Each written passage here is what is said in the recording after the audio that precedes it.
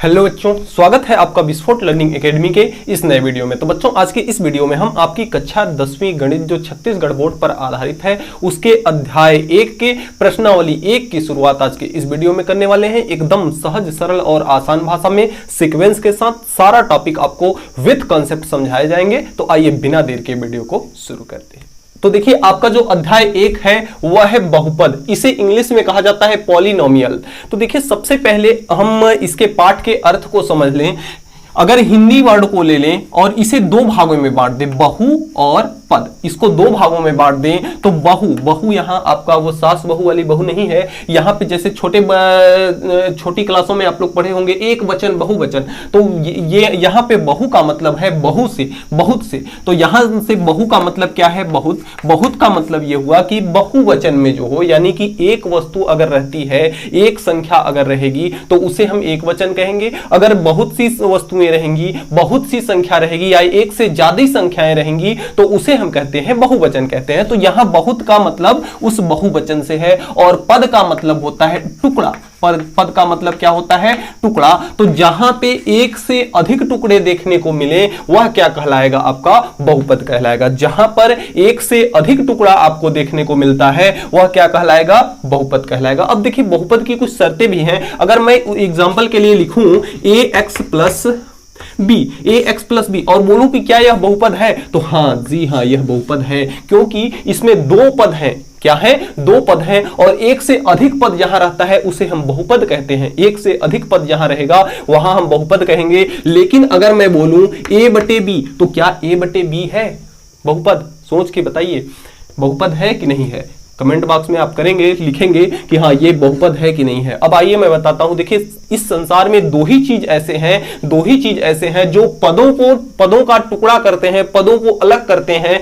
वे क्या, कौन कौन से सुपरमैन हैं? एक तो प्लस है और दूसरा माइनस है। ये दो चीज जहां पे भी लग जाएगी वह पदों को अलग कर देगी। जैसे यहां पे अगर प्लस लगा तो ये पद अलग हो गया और ये पद अलग होगा। यहां प्लस के जगह पे अगर इंटू रहता, ax into b, ax into b अगर रहता, प्लस के जगह पे इंटू रहता, तो यहां पे इंटू इन पदों को अलग नहीं करता और ये पद एक ही पद माने जाते। तो इस संसार में तोड़ने का काम केवल दो ही लोग करते हैं, एक तो प्लस और दूसरा क्या है? माइनस। तो कभी भी पदों को अलग दो ही चीज करता है। अब जैसे एक मैं और लिखूं कि ax square plus bx plus c, ये आपका बहुपद है कि नहीं है? तो ये जरूर बहुपद है, क्योंकि ये एक से अधिक पद है। इसमें कितने पद हैं? एक से अधिक पद हैं, क्योंकि यहां प्लस है। अगर हम लिखें a y माइनस जेड, तो ये क्या बहुपद है? तो जी हाँ, ये बहुपद है, क्योंकि एक पद और दो पद। लेकिन यही अगर भाग में रहेगा और गुणा में रहेगा तो बहुपद नहीं होगा, क्योंकि यह एक ही पद माना जाएगा। अगर भाग में या गुणा में कहीं पे रहता है तो एक ही पद माना जाएगा। देखिए, बहुपद के लिए कुछ कंडीशंस होते हैं। आइए उन कंडीशंस के बारे में चर्चा कर लेते हैं। तो सबसे पहला कंडीशन तो मैंने आपको ये क्लियर कर दिया कि जिसमें पदों की संख्या एक से ज्यादा हो वही होगा बहुपद। दूसरा कंडीशन इसका क्या है? दूसरा कंडीशन इसका ये है कि जैसे अगर आपका ये a b c के पद में लिखा है, अगर इसी को मैं लिख दूं 4x square plus 2x plus 5, अगर इतना मैं लिख दूं तो यहां पे देखिए दो चीजें देखने को मिल रही हैं। एक तो आपका कुछ आंकिक मान है और एक आपका x के पद में है। तो देखिए, ये आंकिक मान और x क्या है? जैसे आपके कई प्रकार के दोस्त होते हैं। कुछ दोस्त ऐसे होते हैं जो शुरू से लेके आज तक आपके साथ हैं, यानी कि वे दोस्त बदलते नहीं हैं। उन्हें हम क्या कहते हैं? उन्हें हम कहते हैं कांस्टेंट, उन्हें हम कहते हैं अचर। जो कि कभी ना बदले उसे हम क्या कहते हैं? अचर कहते हैं। और कुछ दोस्त आपके ऐसे होंगे कि जो कि समय पड़ने पर आपको बोलेंगे कि अरे यार तू तो बहुत अच्छा है, तू तो बहुत स्मार्ट लग रहा है, तू तो वैसा है, आपका मतलब तमाम प्रकार की तारीफें करेंगे। लेकिन वक्त निकल जाने पे वह आपसे क्या होते हैं? दूर चले जाते हैं। उन्हें हम कहते हैं वेरिएबल, यानी चर। उन्हें हम क्या कहते हैं? चर। तो यहां पे दो चीजें हैं, अचर और चर। तो हम जानते हैं कि जो अंक है, अगर 4 को देखें हम तो अमेरिका में भी 4 4 ही रहेगा, भारत में भी 4 4 ही रहेगा। अगर कहीं भी चले जाएं, चीन, ऑस्ट्रेलिया, कहीं भी चले जाएं, 4 का मान 4 ही रहेगा, 4 कभी नहीं बदलेगा। 2 का मान 2 ही रहेगा, कभी नहीं बदलेगा। 5 का मान 5 ही रहेगा, कहीं पे चले जाइए 5 का मान कहीं पे बदलने वाला नहीं नहीं है। तो जो कभी नहीं बदलता है वह क्या कहलाता है? चर, अचर कहलाता है। और जैसे देखिए x के जगह पे मैं अगर 2 रख दूं तो इस पूरे समीकरण का मान अलग आ जाएगा, x के जगह पे 3 रख दूं तो पूरे समीकरण का मान अलग आ जाएगा। तो यानी कि x जो है वह बदलता है, ये इसलिए यह क्या कहलाता है? चर कहलाता है। तो पहला कंडीशन हमने ये बताया कि बहुपद में पदों की संख्या हमेशा 1 से अधिक होगी। दूसरा चीज कि बहुपद में आपको 2 चीजें देखने को मिलेंगी, एक तो चर भी होगा और अचर भी होगा। अगला कंडीशन यह है कि बहुपद की जो घात होगी ना, बहुपद की जो घात होगी वह कभी भी ऋणात्मक घात नहीं होगी, घातांक कभी भी ऋणात्मक नहीं होगा। ऋणात्मक या मतलब ये जब भी रहेगा तो धनात्मक ही घात रहेगी और अंक में रहेगा। ऐसा नहीं है कि ये घात आपका जैसे ये हम कह दें कि 4x के पावर अगर 1/2 लिख दें और प्लस का 3 लिख दें, तो इसे अगर बोले बहुपद तो ये बहुपद कतई नहीं है, क्योंकि इसका घात क्या है? 1/2 है, इसलिए यह बहुपद नहीं है। या इसको हम ये कह दें कि 4x के पावर -2 है और प्लस का कितना है? 3x है, तो ये अगर बहुपद है तो ये भी बहुपद कतई नहीं है, क्योंकि बहुपद की घात हमेशा हमेशा पूर्णांक होती है और वास्तविक संख्याएं होती हैं और धनात्मक संख्याएं होती हैं, वास्तविक संख्याएं होती हैं और धनात्मक संख्याएं होती हैं। तो इसलिए माइनस की संख्याएं और बटे वाली संख्याएं अगर चर की घात में है, चर की घात में है, तो वह बहुपद नहीं होगा। तो ये तो रहे बहुपद के कुछ कंडीशंस। अब देखिए फिलहाल मैं जो आपके सिलेबस में प्रश्नावली 1 में दिया गया है उसमें हम पढ़ेंगे बहुपदों का भाग देना, मतलब हम उसमें पढ़ने वाले हैं भाग देना। तो मैं बहुपद के बारे में इतना हमने सब कुछ समझ लिया, जो भी इसकी जनरल जानकारी थी उससे हमने समझ लिया बहुपद के बारे में। अब आइए चलते हैं आपके प्रश्नावली 1 पर और आपके प्रश्नावली 1 के सवालों को हल करते हैं।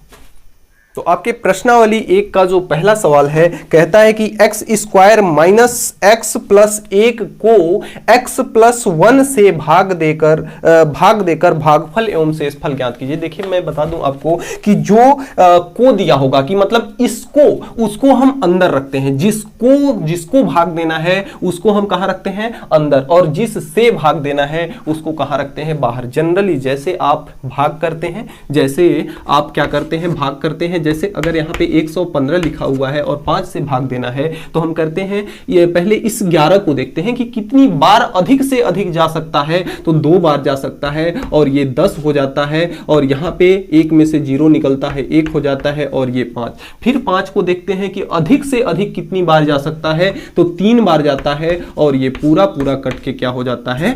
पूरा घट करके क्या हो जाता है? 0 हो जाता है। तो इस प्रकार से हम इस भाग को करते हैं। ठीक इसी प्रकार से हम इस भाग को भी करेंगे। देखिए कैसे, एकदम सीक्वेंस से मैं बताऊंगा, सारा कुछ आपको समझ में आएगा। तो यहां पे देखिए x है, तो सबसे पहले इसके पीछे जो कुछ भी है उसको भूल जाइए। सबसे पहले इसके पहले पद को देखिए, इसके पहले पद को देखिए कि कितना है? x है। अब यहां पे क्या है? x²। तो इस x में ऐसा हम क्या करें कि यहां x² हो जाए। तो अगर आपके पास x है तो इसमें अगर हम गुणा कर दें x का, कितने का गुणा करें कि x² हो जाए? तो x का गुणा करेंगे तो क्या होगा? x²। तो आप बस को आपको यही देखना है कि यहां पे जो चीज है कि हम उसमें क्या गुणा कर दें कि इसका पहला वाला हो जाए। तो उसमें हम कितने का गुणा कर रहे हैं? x का, और जितने का गुणा कर रहे हैं उसको हम यहां लिखते हैं और फिर x का हम x के साथ गुणा कराएंगे तो ये आपका होगा x²।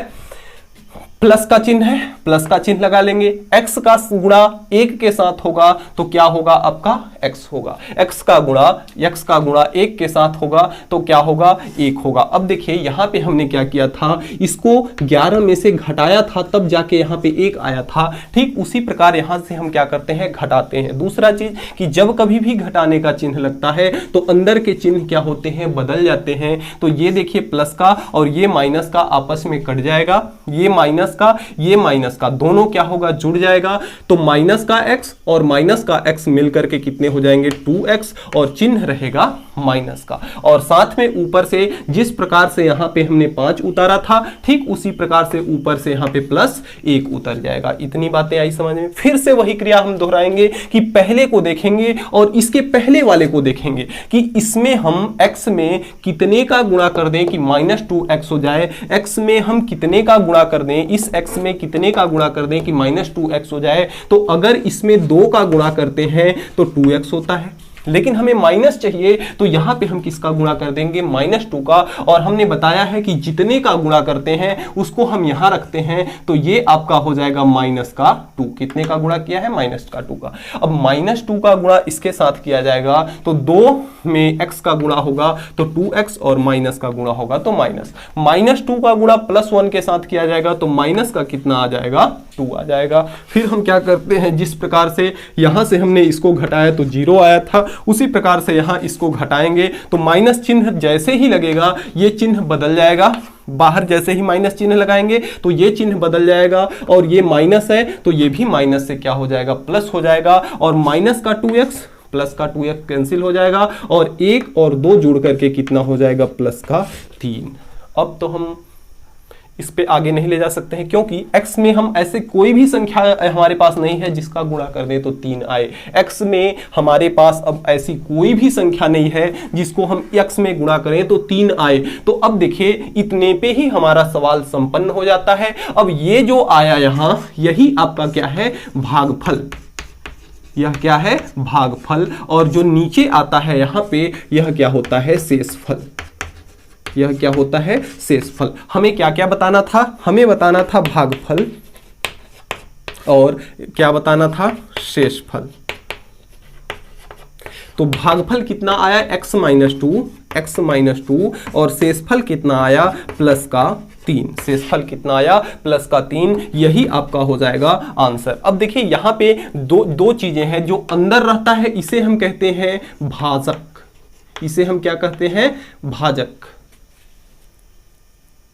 सॉरी, इसे हम कहते हैं भाज्य। भाजक नहीं, इसे कहते हैं भाज्य। और ये आपका है भाजक। ये आपका क्या है, भाजक। तो भाजक, भाज्य, भागफल और शेषफल, इतनी चीजें आपको क्लियर होनी चाहिए। अब देखिए इसमें जो भी आपका थोड़ा बहुत डाउट रह गया होगा, इसके नेक्स्ट वाला सवाल, जब सवाल नंबर 2 हम करेंगे तो आपके सारे डाउट्स उसमें क्लियर हो जाएंगे।